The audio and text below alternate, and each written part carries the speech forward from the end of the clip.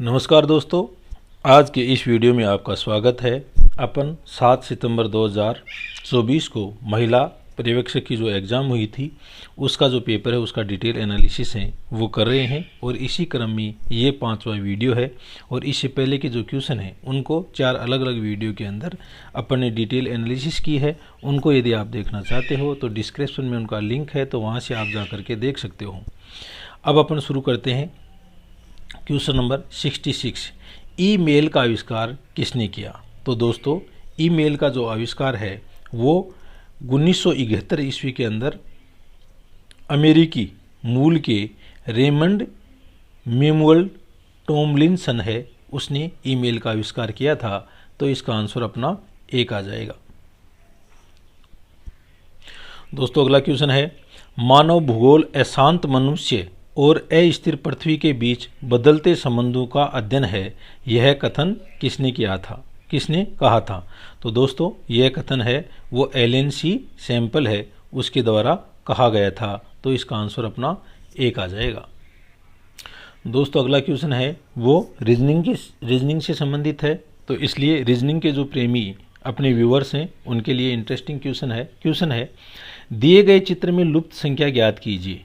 तो ये एक पैटर्न दे रखा है, तो इस पैटर्न को यदि अपन ध्यान से समझेंगे तो अपन क्या देखेंगे, 17 और 20 और 1। ठीक है, तो 17 और 20 कितने हो गए? 17 और 20 37 हो गए, और 37 के नीचे 1 है, तो 1 का वर्ग कितना होता है? 1 होता है। तो इसको 1 के वर्ग से गुणा करेंगे तो 37 आ जाएगा। ये पैटर्न इसमें जमता है। तो क्या हो गया? 17, ये देखो यहाँ मैं हल कर रहा हूँ, इनको यहाँ देखना दोस्तों आप।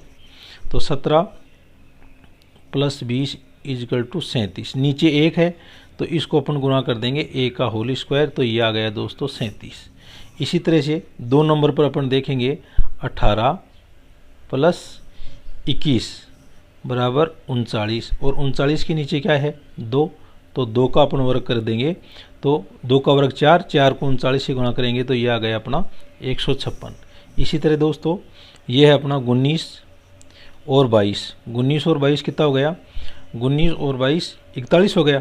कितना हो गया? 41 हो गया। और इसके नीचे क्या है? ये 3, तो 3 का वर्ग कर दो, 3 का वर्ग का होल स्क्वायर, 3 × 9, 9 से गुणा करेंगे तो 9 एकम 9 और 9 चौके 36, तो ये हो गया 369। तो इसके अंदर जो अपना प्रश्नवाचक चिन्ह है वहाँ पर 369 आना चाहिए। तो ये आंसर अपना दोस्तों 3 है, वो आ गया।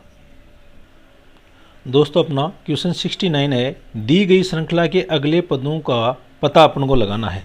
तो सबसे पहले अपन क्या करेंगे, जो ऐसे हल करने के लिए सबसे पहले अपन श्रृंखला लिख देंगे। तो ये आ गई अपनी D, उसके बाद में W, फिर H, फिर T, फिर L, फिर Q, फिर P, और फिर N, और फिर क्वेश्चन मार्क, और फिर क्वेश्चन मार्क। चलो ठीक है। अब अपन क्या करेंगे, इनका क्रम ABCD के अंदर लिख लो। तो D कितने पर आता है? 4 के ऊपर आता है। W कितने पर आता है? 23 पर। H कितने पर 8 पर आता है। T कितने पर आता है? 20 पर आता है। L कितने के ऊपर आता है? तो L है, ये आ जाता है 12 के ऊपर। Q कितने पर आता है? तो ये 17 के ऊपर आता है। और P कितने पर आता है? ये 16 पर आता है। N कितने पर आता है? 13 और 14 के ऊपर N आता है। और यहाँ पर आप ये छोड़ दो। अब इनका अपन क्रम देखेंगे, पैटर्न। तो ये देखो कौन सा बैठता है? 4 में अपन 4 जोड़ेंगे 8, 8 के बाद में 12, 12 के बाद में 16। तो इनमें अब आप 4 जोड़ो, +4, फिर यहाँ से 1 छोड़ करके फिर +4, फिर 1 छोड़ करके फिर +4, और फिर 1 छोड़ करके और ये +4। तो इसके अंदर 16 और 4 के 20, 20 के ऊपर क्या आता है? 20 के ऊपर अपना T आता है। तो यहाँ पर तो ये T आ गया। अब अपन इसमें क्रम देखेंगे सेकंड वाली में। तो ये 23 में 3 अपन ने बाकी किया तो क्या आ गया?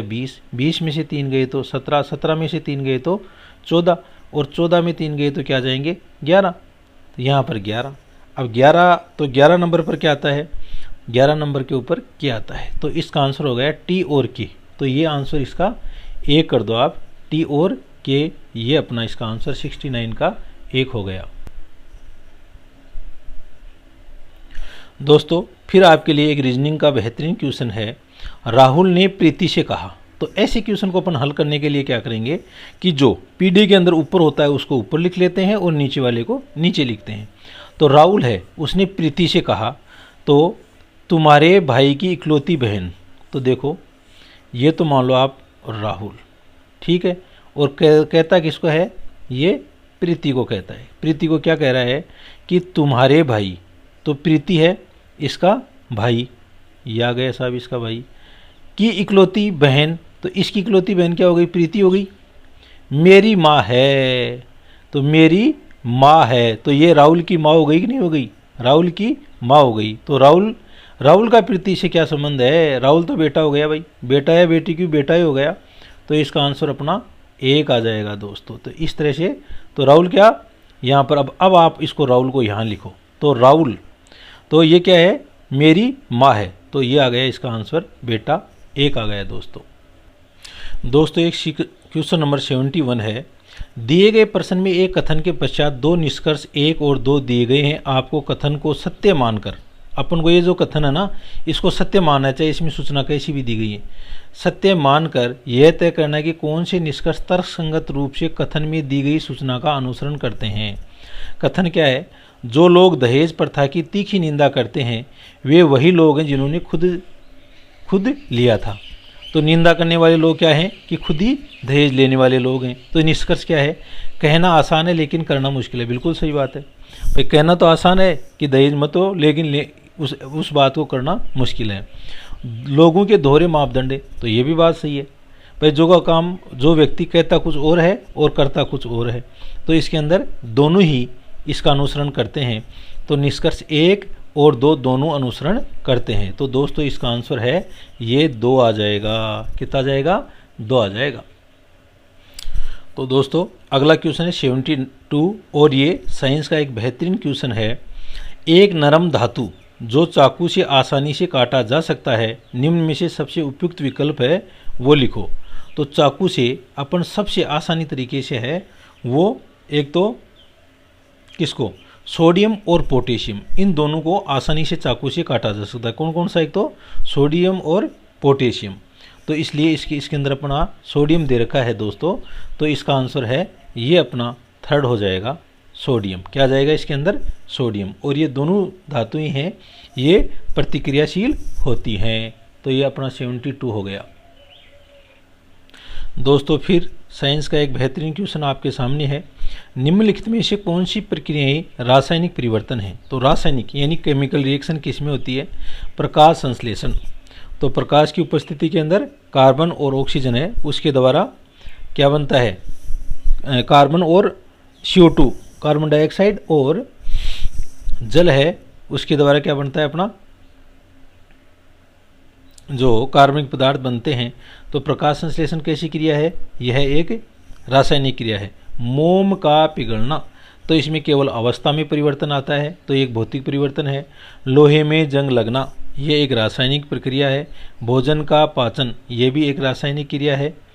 भाप का संघनन, भाप का संघनन है, तो ये संघनन है, तो इसमें अवस्था परिवर्तन हो रहा है, तो ये एक भौतिक प्रक्रिया है। तो कौन कौन से, ए प्रकाश संश्लेषण, से लोहे में जय लगना, से और द, ये तीनों रासायनिक प्रक्रियाएं हैं। तो इसका आंसर अपना 4 आ जाएगा दोस्तों। कौन सा आ जाएगा, 4 आ जाएगा। अगला क्वेश्चन है 74। निम्न में से कौन सी धातु सबसे अधिक तन्य या डक्टाइल होती है। तो दोस्तों सबसे ज़्यादा जो तन्य धातु है वो सोना होती है, और अपन 1 ग्राम सोना है ना, उससे 2 किलोमीटर लंबा तार भी बना सकते हैं, लेकिन वो टूटेगा नहीं। तो सबसे ज़्यादा तन्य धातु कौन सी है, ये है सोना। तो इसका आंसर है वो आ जाएगा अपना 3 आ जाएगा। एक जीके का अगला क्वेश्चन है, भारत में राष्ट्रीय आय का अनुमान किसके द्वारा लगाया जाता है। तो भारत में राष्ट्रीय जो आय है इसका अनुमान लगाया जाता है नेशनल स्टैटिस्टिक्स ऑफिस या राष्ट्रीय सांख्यिकी कार्यालय, इसके द्वारा लगाया जाता है। तो इसका आंसर है वो 1 आ गया। तो दोस्तों इसके साथ में ही आज के वीडियो में इतने ही क्वेश्चन। नए वीडियो के अंदर एक बार फिर जो बाकी क्वेश्चन है उनके अपन डिटेल एनालिसिस करेंगे। वीडियो में अंत तक बने रहने के लिए धन्यवाद। और वीडियो को शेयर करें, चैनल को सब्सक्राइब करें और कमेंट सेक्शन में कोई कमेंट हो तो वो भी आप अवश्य दें। थैंक यू, धन्यवाद।